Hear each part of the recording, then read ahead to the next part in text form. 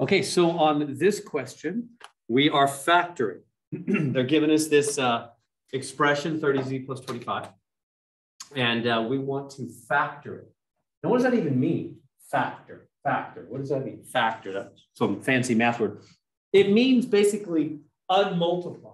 It's the reverse of multiplication. In other words, it means what was this thing before it was multiplied? In other words, there's going to be like some number on the outside. There's going to be parentheses, something here and something here, you know, so that if this went boom and boom, it would go back to this and this. Does that make sense? We're kind of thinking multiplication backwards. That's exactly what factoring means. It means, hey, find out what it was before it was distributed, before it was multiplied. Like what number was on the outside and what were the two numbers on the inside, so that it would multiply and go back to be 30z plus 25. That's what factoring is. And we'll see why that matters in a little bit. But for now, let's just do it. So how do you know that we start with the number on the outside? How do you know what number is on the outside? Like, how in the world can you know that? What could that possibly be? Anybody have an idea? How could we find out that number on the outside?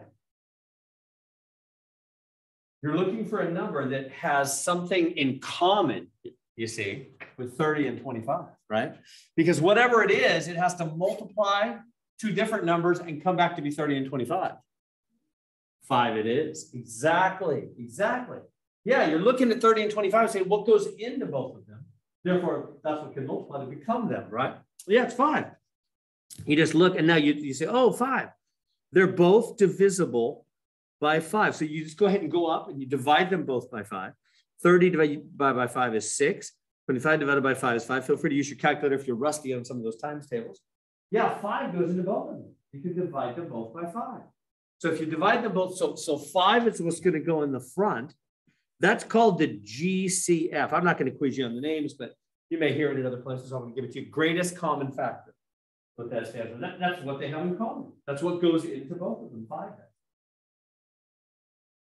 Okay, so now, great. So that's what goes on the outside. Well, then how do we know what goes on the inside? Well, it's whatever works. In other words, 5 times what? Remember, it's going to distribute.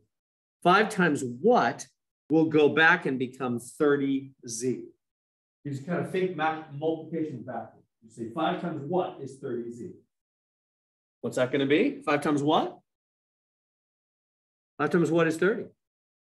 6, and then you got to put down the z, huh? 5 times 6z, that'll go right back and be 30z, won't it, if we distribute that? And then the next spot, 5 times what will go back to 25? Going to be 5, huh? Which, of course, it's just these numbers up here, isn't it? That we got by dividing the 6 and the 5, and then you got to pop the z in the front.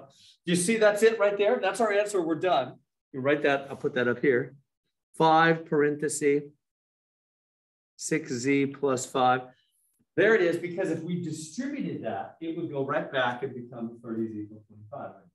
That's what factoring is, finding out what it was before it was multiplied.